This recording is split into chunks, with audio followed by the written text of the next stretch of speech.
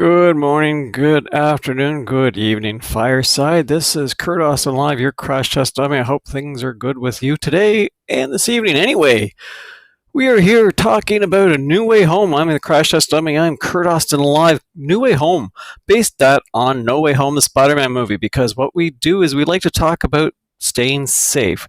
And I thought about No Way Home and Spider-Man and all the great things they're doing with the safety harnesses and what they do with the really cool stunts. So, what do you do when you're looking for a new way home? Well, depending on where you are and depending on what you're doing and what you've done in your life, I am Kurt Austin Live. I am the crash test dummy. At one point in time, I put a harness onto a crash test dummy and let it fall to the ground. I put that same harness onto myself and let me fall, not to the ground. So that's kind of the cool part about safety harnesses. So how can I tie that into the safety world? What we do at Crash Test Dummies, we like to talk every Monday night at 7:40 p.m. Eastern Standard Time. We talk about 15 minutes of safety. I follow 15 minutes of safety only because of the OSHA rules. OSHA requires 15 minutes for a safe flushing of your eyes if there's an irritant in there. So that's why I kind of took 15 minutes at 7:40 p.m. for 15 minutes of safety with a crash test dummy. Anyway, so what do we have to talk about again with the harnesses? I love talking about fall arrest and harnesses because you can do so many cool things. Safety itself is a rather boring topic. So what I do is I talk about fun things. I happen to like movies, so what we are doing this week, we're talking about Spider-Man No Way Home. I've compared the use of harnesses in the VR world in Ready Player One. I've also talked about safety harnesses and other ideas. What I like to talk about now is how could you use a safety harness in a movie? Spider-Man, No Way Home, has a great way of doing things. They have a tremendous stunts. What they've actually done is, you look at some of the stunts, they use the Franklin Lane High School in the movie for some of their stunts. They actually used Bleecker Street for some of their stunts, and the Alexander Hamilton Bridge, was used for stunts. So what they do is they take a basic fall arrest harness that they use in the working world, and they have a basically low profile safety harness that they put underneath their uniform, their equipment, their jerry rig, whatever the type of outfit they have to wear, costume, and they hide that so that they can actually fall and be held up safely. Even Tom Cruise, when he was flying off a plane, had some sort of rig at some point to keep him from flying off the plane. How much of that was him and not, we're not too sure, because at some point it was him, and I don't know when that was, but it was scarier than hell, because someone told me, whoever it was in an interview, it was scarier than hell. So I believe whoever said they did that. But the point is, at some point they use a safety harness when people are falling or it's too dangerous to actually put someone's life at risk. So they use a basic fall arrest. A 5-point harness goes around the shoulders, goes around the legs, and goes in between, so you can actually basically sit in it. So what they basically do to get these stunt actors or coordinators together is they basically put all their actors into a safety harness and tell them to sit down. And it really is that comfortable once you get into it, until you tighten it, and then everything starts to change. But if you get a really good stunt rigger and a really good gear setup, which is what it is called, then you have a pretty decent setup. You can actually sit in your safety gear all day long. So that's what we do. So if you're filming a movie, how do you actually film that movie?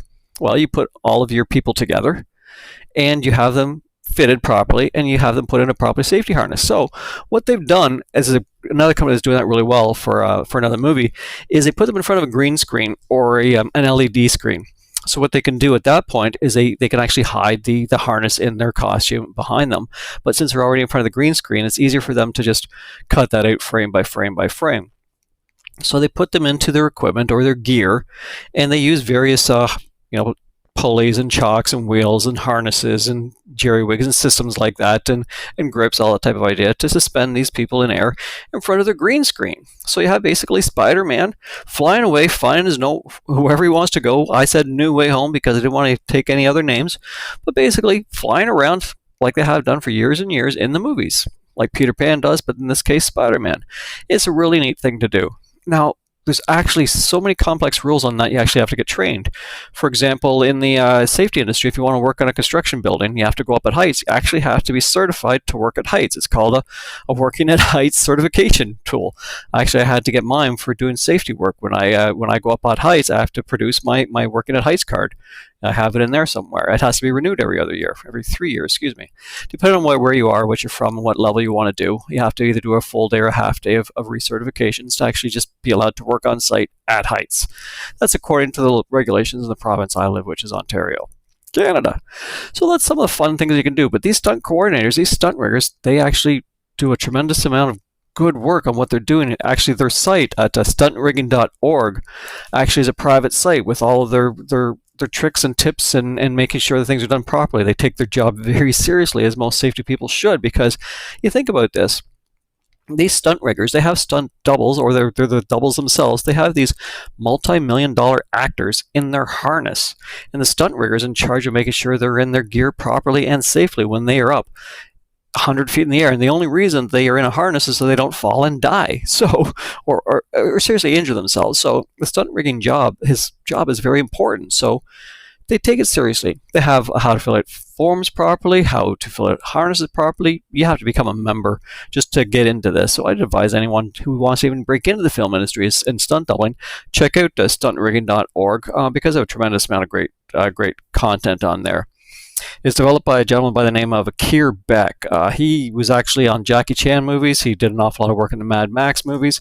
His list of accomplishments is pretty tremendous, so I'd encourage you checking out any of that if you want to get into that trade, because movies are really cool. Movies are really fun, and there's an awful lot that can be done now on a green screen. And all of them can be done on soundstage. For example, staying away from Spider-Man, going over from the Marvel Universe, over to DC and Batman Mandalorian, they're using an LED wall and VR and a gaming engine. I don't know whether it's a Unity engine or a GPT-4. I'm not too sure which engine it would be. I'm going to find that one out for another podcast because this is a safety cast anyway. But really, what they're doing is using an LED screen and harnesses and creating the images around them, because if they create a stage with all of this set up, then they no longer have to spend $20 million to actually travel and create all the system. So someone can actually go into a system set up for them for only a couple $1 million. There's some really neat things. I was reading about that in perhaps People magazine. I couldn't recall exactly. I was reading a bunch of articles at once, so I'll check that one out and repost that link. But it also came to an awful lot of good tokens and what they can do with these stunt riggers, going back to that again, and how important they are for, even if you're working at a green screen like in a Batman Mandalorian or an LED wall or using a VR type of atmosphere, you still have to put a person into that safety harness. So using a coordinator is extremely important. So much so, in fact, that going back to No Way Home, Tom Holland actually, in People magazine, that's where I read it, gave out a quote to thank you to Luke Scott and Craig Townley just for being his stunt double coordinators, because he was actually having to do dangerous stunts, so they actually made sure that they were taken care of well. So it's great when a famous actor gives kudos and help to these famous stunt doubles, because they actually go on reputation as well and what they can and can't do, because they're relied on to look like the actor they're being cast in. And if the actor does well and they assimilate themselves well into the character role as their stunt double, then they get more work and they can actually have careers with them. We've all seen that movie, or most of us have seen a similar movie to Once Upon a Time in Hollywood with Brad Pitt and Leo DiCaprio. Same type of atmosphere. One rides with the other until one can't. But at the same time, it's a very, very special relationship. And stunt rigging is a big part of it. So that's kind of what we're talking about here this week on Crash Test Dummy. I like to try and tie safety into movies all the time because I love movies and I really love safety. So a great way to do it is to talk this week about Spider-Man. This week is A New Way Home. Because of everything going on in the world, we have to figure out new ways home. And the new way this week is going to be in the VR world and harnesses and green screens, and how we can actually safely hold actors comfortably for multiple hours a day, doing multiple takes in an uncomfortable environment, at least in a safety harness, so they don't plummet and hurt themselves. So that's kind of what we're talking about this evening on Crash Test Dummy. So we're going to conclude this evening's 15, perhaps less minutes. No, we're at about 10-minute mark. So let's do a little bit more interesting talk then. Going to what we're actually going to be calling in the stunt rigging world at stuntrigging.org. What else can we talk about there with Jackie Chan movies? So in the Jackie Chan movies, how many people have not seen him flying all over the place in multiple movies? Well, we know what levels he can do on his own stunts with the close-up work, but when he flies multiple feet, anything that is not physically, humanly possible, you understand he had to use some sort of either CGI, which they couldn't afford, or some sort of flying equipment, or in this case, harness.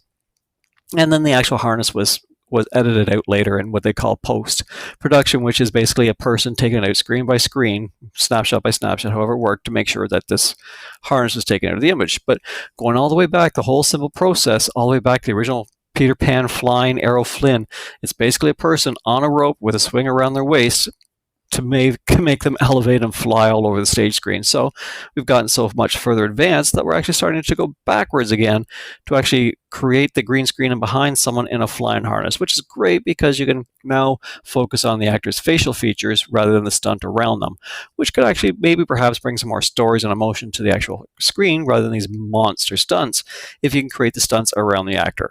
Kind of like what we're trying to do in the safety and working world is to make the equipment fit the person, not the person fit the equipment. Because the person in a race between a heavy piece of equipment and a person being small, soft, flesh and bone, usually we're going to lose against a piece of hard equipment like a rock or anything at all in that world. So basically, we want to make sure that we stay safe, whether we're at work, whether we're play, whether we want to just be a film actor, or whether we want to be a stunt rigger.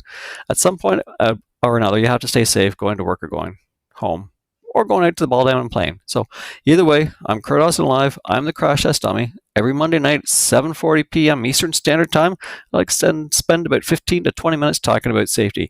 I like to do it with movies. I'm Kurt Austin Live, your Crash Test Dummy. Have a great night, everybody. Thank you, and take care.